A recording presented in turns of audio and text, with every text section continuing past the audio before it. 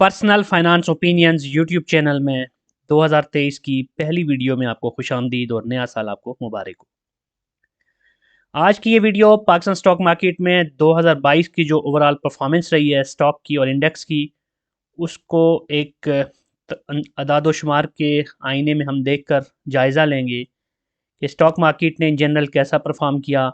Stock market के अंदर जो मुख्तलिफ कंपनीज थी, उनमें से जो टॉप परफॉर्मर्स कौन से रहे, कौन सी कंपनीज के स्टॉक सबसे ज़्यादा अच्छा परफॉर्म करते रहे और कौन सी कंपनीज के स्टॉक्स ने सबसे बुरा परफॉर्म किया। तो एक हाई लेवल पे बर्ड आई व्यू से हम देखेंगे और जानने की कोशिश करेंगे कि स्टॉक मार्केट कैसी रही। सबसे पहले अगर हम KSE 100 इंडेक्स की इन जनरल एक परफॉर्मेंस को ओवरव्यू लें, तो हम देख सकते हैं कि जो पहला दिन था 2022 का, जो ट्रेडिंग का जो पहला दिन था वो 3 जनवरी था, आफ्टर द वीकेंड। और उस दिन जो स्टॉक मार्केट का नंबर था वो था, KSE 100 इंडेक्स का वो था 44,886। और जो आखिरी ट्रेडिंग का दिन था वो था 30 दिसंबर 2022। और इस दिन जो ट्रेडिंग क्लोज हुई वो 40,420 पे हुई। तो इस लिहाज से अगर हम परसेंटेज टर्म्स में देखें तो स्टॉक मार्केट में KSE 100 इंडेक्स इस साल 10% के करीब, यानी कि 9.95% डिक्लाइन का शिकार हुआ। और अगर हम 52 वीक्स की रेंज देखें तो बीच के कुछ अरसे में स्टॉक मार्केट ऊपर भी गई थी, खासतौर पे अप्रैल में। और इन जनरल अगर हम ओवरऑल देखें तो जो सबसे लोएस्ट KSE 100 इंडेक्स ने लगाया वो था 39,027 का, और जो हाईएस्ट नंबर हमें देखने को मिला वो था 46,970। यहाँ पर ग्राफिकली अगर आप देखें तो आप देख सकते हैं कि काफ़ी अप्स एंड डाउन्स आए हैं, लेकिन बीच में सिर्फ जो अप्रैल का महीना था, अप्रैल से मई तक, वो सबसे ज़्यादा इसमें हमें तेज़ी देखने को मिली और 46,000 का हिस्सा उबूर हुआ। लेकिन उसके अलावा अगर हम देखें तो हमें काफ़ी ज़्यादा डिप्स नज़र आ रही हैं। और अभी रीसेंट पास्ट के अंदर पिछले 1 महीने में अगर हम देखें तो काफ़ी ज़्यादा डिक्लाइन हमें देखने को मिल रहा है। और ये जो 40,000 का हिस्सा है, ये भी आखिरी दिन की ट्रेडिंग की वजह से उबूर हुआ, वरना second last work trading day जो था, उसमें ये 39,000 कुछ पे ट्रेड हो रहा था। तो बहरहाल ओवरऑल अगर हम बात करें इंडेक्स की, तो इंडेक्स के अंदर काफ़ी ज़्यादा मंदी का रुझान रहा और कोई बहुत ज़्यादा हौसला अफ़ज़ा नताइज हमें देखने को नहीं मिले। अब हम KSE 100 इंडेक्स में स्टॉक प्राइस ग्रोथ टॉपर्स को देखते हैं। 8+% की इंक्रीज़ के साथ स्टॉक मार्केट में जो उनकी प्राइस थी। तो इससे पहले कि मैं मज़ीद इसमें डिटेल आपके साथ शेयर करूँ, आपसे रिक्वेस्ट है कि अगर आपने अभी तक चैनल को सब्सक्राइब नहीं किया, तो चैनल को सब्सक्राइब करना और बेल आइकन को प्रेस करना मत भूलिएगा, ताकि इस तरह की जितनी भी वीडियोज़ अपलोड हों, उसके नोटिफिकेशंस आपको बर वक्त मिलते रहें। तो 8% से ज़्यादा इंक्रीज़ जिन कंपनीज़ ने किया और वो KSE 100 इंडेक्स का हिस्सा भी हैं, उसमें जो सबसे ज़्यादा हमें 1 साल के अंदर इंक्रीज़ देखने को मिला किसी भी शेयर की प्राइस में, उसमें पहले नंबर पे है लॉट केमिकल। और ये जो केमिकल सेक्टर का शेयर है, इसकी अगर 1 साल की हम चेंज परसेंटेज देखें तो 90.72% बनती है, जो कि बहुत बड़ी चेंज है। यहाँ पर साथ में मैंने इन कंपनीज़ की डिविडेंड यील्ड भी मेंशन कर दिया ट्रेलिंग 12 मंथ की, और लॉट कैम की अगर हम देखें तो वो बनती है 14.01%। दूसरे नंबर पे जो सबसे ज़्यादा हमें इंक्रीज किसी शेयर की प्राइस में देखने को मिला, which is part of KSE 100 index, वो है Unilever Pakistan food limited. Food sector से ये कंपनी है और इसका जो 1 ईयर चेंज है वो 31.58% बनता है। इस कंपनी की जो डिविडेंड यील्ड है वो कोई ज़्यादा नहीं है, 2.13%। इसके बाद एक और कोई इतनी ज़्यादा मशहूर जानी पहचानी कंपनी नहीं है, Ibrahim fibres limited, synthetic and rayon sector से ये कंपनी है। और इसमें भी काफ़ी ज़्यादा हमें तेज़ी देखने को मिली ओवरऑल शेयर की प्राइस में, 30.30% इस साल इसका इंक्रीज़ हुआ। इसकी डिविडेंड यील्ड अगर देखें तो वो ज़ीरो है। उसके बाद सुई northern gas pipelines limited, oil and gas marketing sector की एक मशहूर कंपनी है। और इसका अगर हम देखें तो जो 1 साल में इसके शेयर की प्राइस में इजाफा हुआ है वो है 12.86%।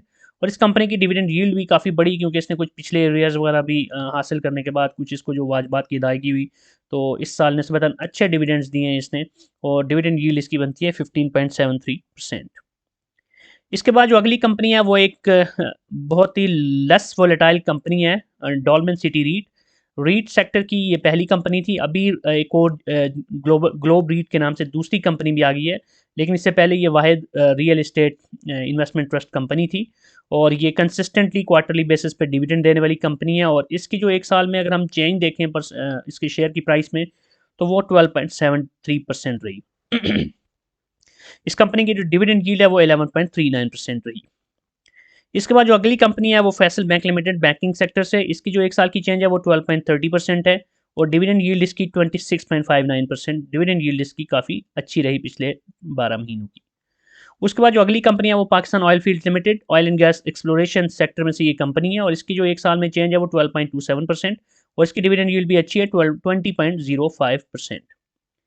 इसके बाद जो अगली कंपनी है वो मिसलेनियस सेक्टर में से है, पाकिस्तान सर्विसेज लिमिटेड, जिसके अंडर पॉल कंटिनेंटल वगैरह आते हैं और ये सर्विस सेक्टर की इस कंपनी, सर्विस सेक्टर तो खैर नहीं, सेक्टर स्टॉक मार्केट में ये मिसलेनियस में आती है, लेकिन इन जनरल बात करें तो सर्विस सेक्टर की कंपनी है और इसकी जो एक साल की जो चेंज है वो है 11.30% और इसका पिछले साल के रिजल्ट्स कोई कोविड के दिनों में और उसके बाद कुछ रिजल्ट्स अच्छे नहीं थे अर्निंग के हिसाब से और इसकी डिविडेंड यील्ड 0% है।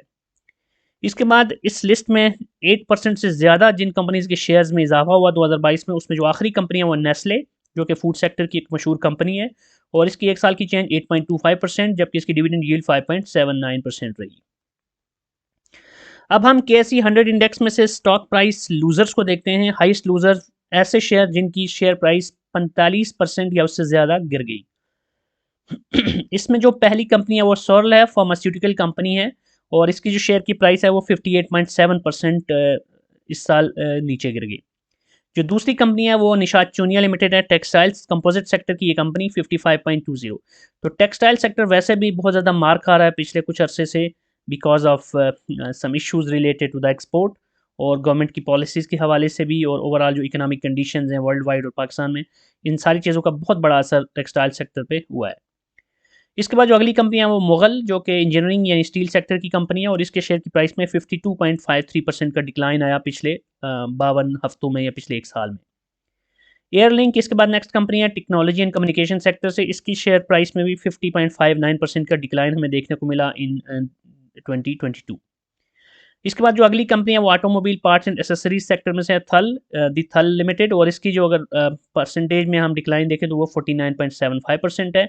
और इसके बाद अगली जो कंपनी है वो भी टेक्सटाइल सेक्टर से है, गुलेमत टेक्सटाइल मिल गैटम और इसकी भी 47.94% का डिक्लाइन हम देख सकते हैं। अगली जो कंपनी है वो है यूनिटी फूड्स, जो कि फूड सेक्टर की कंपनी है और इसके शेयर की प्राइस में 46.21% का डिक्लाइन हमें देखने को मिला। और इसके बाद जो नेक्स्ट कंपनी है वो भी स्टील और यानी इंजीनियरिंग सेक्टर में से है, INIL इंटरनेशनल इंडस्ट्रीज लिमिटेड और इसकी जो चेंज है वो 45.97% है। और इसके बाद जो सेकंड लास्ट कंपनी है 45% से ज़्यादा decline in the share price, वो है बैंक ऑफ पंजाब और ये बैंकिंग सेक्टर में से और इसकी 45.92% का डिक्लाइन हमें देखने को मिला।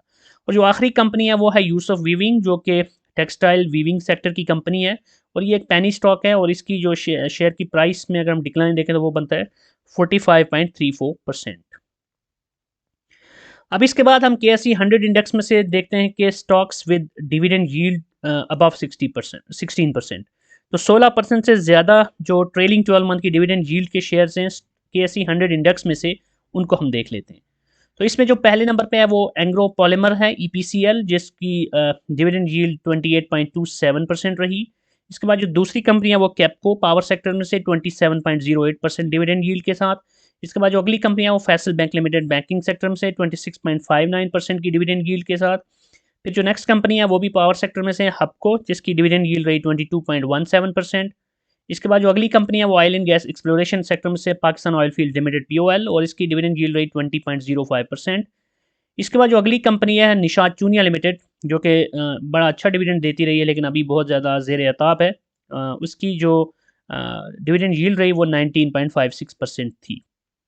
इसके बाद जो अगली कंपनी है वो फर्टिलाइजर सेक्टर में से एंग्रो ग्रुप की कंपनियां ईफर्ट एंग्रो फर्टिलाइजर और इसकी जो डिविडेंड यील्ड रही पिछले जनवरी से लेकर दिसंबर तक यानी ट्रेलिंग 12 मंथ की, वो 17.30% रही।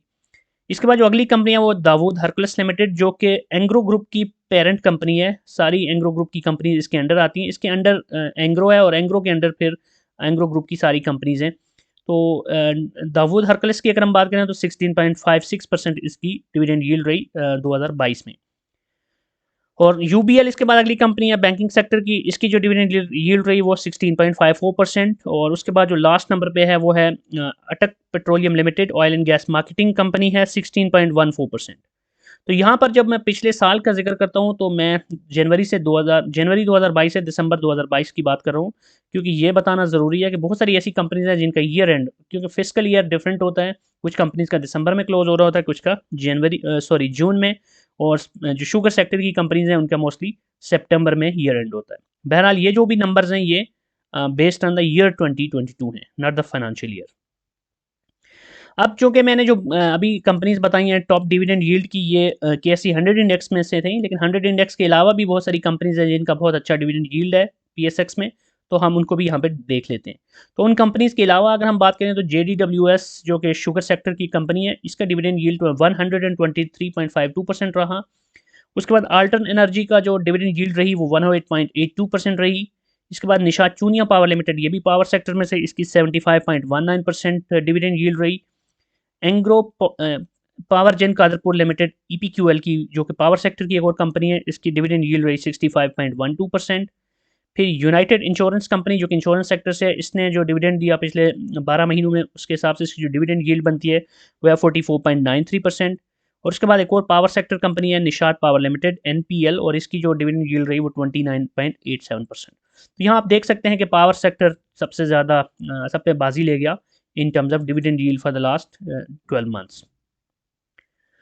अब ये सारी जो भी नंबर्स मैंने आपके साथ शेयर किए, कौन सी कंपनीज़ के शेयर्स ने बहुत ज़्यादा तरक्की की, कौन से कंपनीज़ के शेयर की वैल्यू में ज़वाल आया, कौन सी कंपनीज़ ने अच्छा डिविडेंड दिया ट्रेलिंग 12 मंथ में, कौन सी कंपनीज़ की डिविडेंड यील्ड अच्छी रही, तो इन सारी चीज़ों की बेस पे अभी आप कोई कंक्लूजन ड्रा नहीं कर सकते। कंक्लूजन ड्रा करने से पहले कुछ पॉइंट्स आपने जहन में रखने हैं।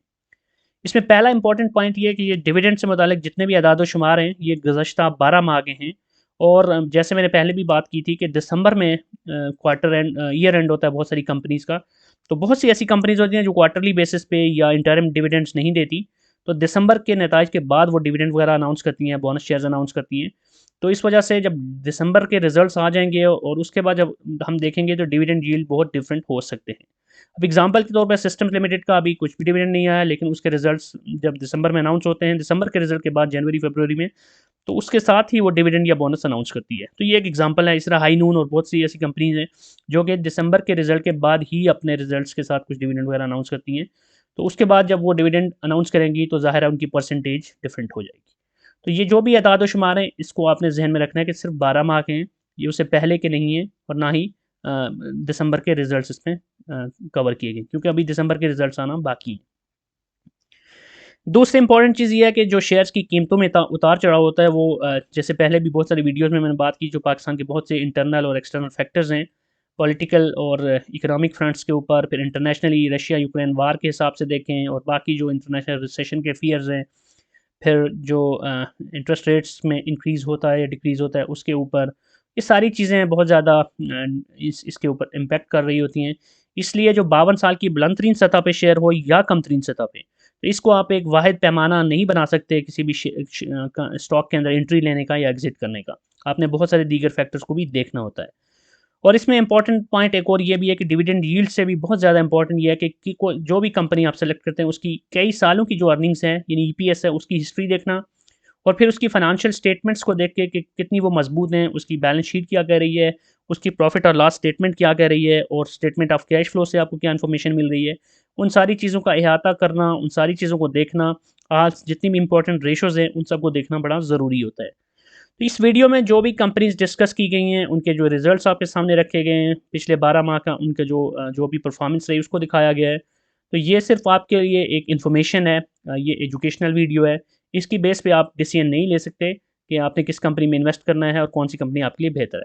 बहरहाल मैंने बहुत सारी दीगर वीडियोज़ भी बनाई हैं, मुख्तलिफ़ सेक्टर्स के कंपैरिज़न के अंदर कंपनीज़ के कंपैरिज़न की भी, कंपनीज़ के फाइनेंशियल एनालिसिस की भी, और उन वीडियोज़ को भी देखने के बाद और अपनी जो भी आपकी बस जजमेंट है उसके साथ आप बेहतर तौर पे डिसीजन ले सकते हैं, और आप फिर स्टॉक मार्केट में एक कामयाब सरमायाकारी कर सकते हैं।